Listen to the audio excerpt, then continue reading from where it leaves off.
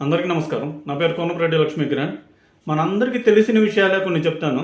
2014లో ఆంధ్రప్రదేశ్ నుండి తెలంగాణ స్టేట్ విడిపోయింది. జనరల్గా ఇలా స్టేట్ విడిపోయినప్పుడు ఏం జరుగుతుంది?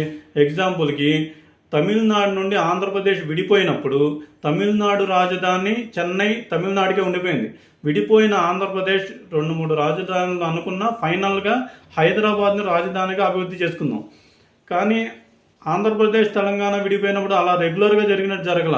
ఆంధ్రప్రదేశ్ నుండి విడిపోయిన తెలంగాణకి హైదరాబాద్ రాజధాని వెళ్ళిపోయింది. అంటే ఆల్రెడీ అభివృద్ధి చెందిన హైదరాబాద్ రాజధానిని తెలంగాణకి వెళ్ళిపోయింది. ఆంధ్రప్రదేశ్ రాజధాని లేకుండా ఉండిపోయింది. ఇప్పుడు ఆంధ్రప్రదేశ్ విడిపోయిన తర్వాత అమరావతి అన్నారు, 3 రాజధానులు, వైజాగ్ రాజధాని, ఇప్పుడు మావిగన్ రాజధాని, ఇలా డిఫరెంట్ చెప్తున్నారు.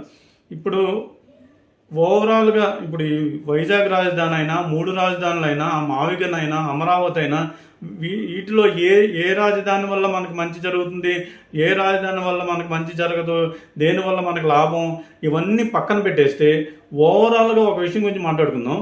స్టేట్ డివైడ్ అయి 10 సంవత్సరాలు దాటేసినా సరే ఆంధ్రప్రదేశ్కి ఇప్పటికీ సరైన రాజధాని కరెక్ట్గా లేదు. అంటే నేను అనేది ఏంటంటే, ఇప్పుడు కొంతమంది అమరావతి రాజధాని అంటే సపోర్ట్ చేసేవాళ్ళు ఉన్నారు, 3 రాజధానులు అంటే సపోర్ట్ చేసేవాళ్ళు ప్రజలు ఉన్నారు, మావిగన్ రాజధాని అంటే దాన్ని సపోర్ట్ చేసే ప్రజలు ఉన్నారు. ఇలా ఉండబట్టే కదా రాజకీయ నాయకులు వాళ్ళు ఇష్టం వచ్చినట్టు ఒక్కొక్క టైంకి ఒక్కొక్క రాజధాని అని చెప్తున్నారు. ఇప్పుడు మావిగన్ అన్నారు, ఇంతకుముందు 3 రాజధానులు అన్నారు, తర్వాత ఇంకో 2-3 సంవత్సరాల తర్వాత ఇంకో రాజధాని అన్నారని గ్యారంటీ ఏంటి? అంటే రాజకీయ నాయకులకి ఈ ధైర్యం ఎక్కడి నుండి వస్తుంది? వాళ్ళకంటూ మా పార్టీకి ఒక 40% ఓట్ బ్యాంక్ ఉంది, మా పార్టీకి ఒక 45% ఓట్ శాతం ఉంది, ఇలా వాళ్ళకి ఆ ధైర్యం ఉండబట్టే కదా ఇలా ఇష్టం వచ్చినట్టు మారుస్తున్నారు.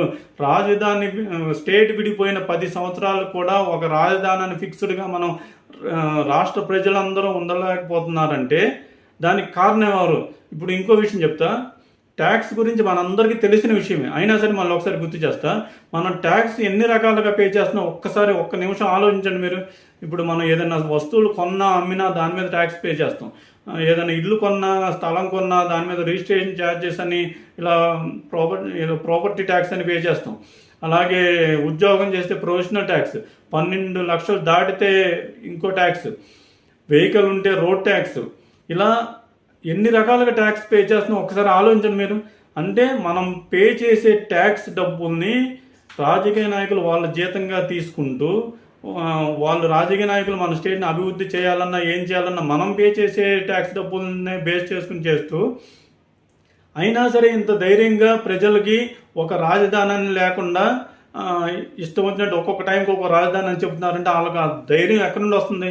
మనం అందరం ఒక తాటి మీద లేకపోవడం వల్లే కదా. నేను ఏం మాట్లాడినా నన్ను సపోర్ట్ చేసే వాళ్ళు 40% మంది ఉన్నారు అనే ధైర్యం ఉండబట్టే కదా. అలా కాకుండా నేను ఏ మాట పొరపాటు మాట్లాడినా, ఏ తప్పు చేసినా ప్రజలందరూ నాకు యాంటీ అవుతారనే భయం రాజకీయ నాయకుల్లో ఉంటే వాళ్ళు ఇలా చేస్తారా? అసలు ప్రజలందరూ వాళ్ళు ఏం మాట్లాడినా సరే నేను అభిమానించే నాయకుడు, నేను అభిమానించే హీరో అంటూ వాళ్ళు ఏం చెప్తే దాన్ని వంత బాధేటట్టుంటే రాజకీయ నాయకుల్లో మార్పు ఎక్కడ వస్తుంది? ఇప్పుడు నేను అభిమానించే హీరో అనుకుంటున్నారు, మనం అభిమానించే హీరో కూడా బెనిఫిట్ షోకి డబ్బులు వసూలు చేస్తున్నాడు ఫ్రీగా. ఇట్లా అంటే బిజినెస్ చేస్తున్నారు వాళ్ళు. ఆ మాత్రం అర్థం చేసుకోకుండా ఎందుకుంటున్నాం మనం? ప్రజలందరూ ఒక్క మాట మీద ఉంటే రాజకీయ నాయకులు ఇలా చేస్తారా? 10 సంవత్సరాలు రాజధాని లేకుండా ఒక స్టేట్ మన ఆంధ్రప్రదేశ్ ఉంటుందా? మనలో తప్పు లేదా? మనం అందరం వాళ్ళు ఏం మాట్లాడితే, నేను అభిమానించే నాయకుడు ఏది చెప్తే దానికి వంతపడతాను, నేను అభిమానించే హీరో ఏది చెప్తే దానికే ఓటేస్తాను అన్నట్టుంటే రాజకీయ నాయకుల్లో మార్పు ఎక్కడి నుండి వస్తుంది? ముందు మనలో మార్పు ఎందుకు రాదు? మనం గుడ్డిగా నేను అభిమానించే నాయకుడు తప్పు చేసినా నేను క్వశ్చన్ చేస్తాను అనే తత్వం మనకు ఎందుకు రాదు? ఒకసారి ఆలోచించండి అందరూ. అంటే నేను మాట్లాడేది ఏ రాజధాని వల్ల మనకు మంచి జరుగుతుంది ఇవన్నీ పక్కన పెడదాం.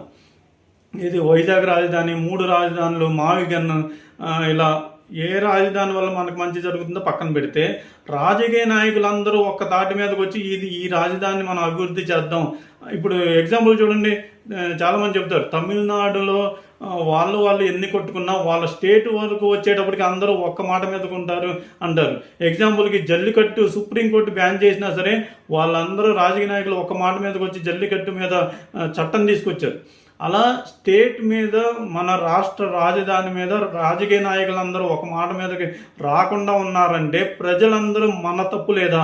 మనమందరం మనకు నచ్చిన పార్టీకి ఫిక్స్డ్గా గుడ్డిగా వాళ్ళనే సపోర్ట్ చేస్తూ ఉండబట్టే కదా మనం పే చేసే ట్యాక్స్నే వాళ్ళు రాజకీయ నాయకులు జీతాలుగా తీసుకున్న అభివృద్ధి చేసిన మన డబ్బులే అనే స్పృహ మనకు లేకపోబట్టే కదా మనం అందరం రాజకీయ నాయకుల్ని మనం అభిమానించే నాయకుల్ని గుడ్డిగా ఫాలో అవ్వబట్టే కదా రాజకీయ నాయకులకి ఆ భయం లేదు.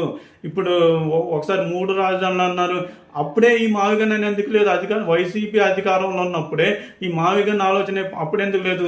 ఇప్పుడు మావిగన్ వచ్చింది, తర్వాత మళ్ళీ ఒకవేళ వైసీపీ అధికారంలోకి వస్తే మావిగన్ అని అంటారా, ఇంకో వేరే రాజధాని అంటారా? అంటే ఒక క్లారిటీ ఉందా, ఒక నిబద్ధత ఉందా? ఈ తప్పు జరగడానికి ప్రజలు మన తప్పు ఎంత ఉంది ఒకసారి ఆలోచించండి అందరూ. అందరికి నమస్కారం.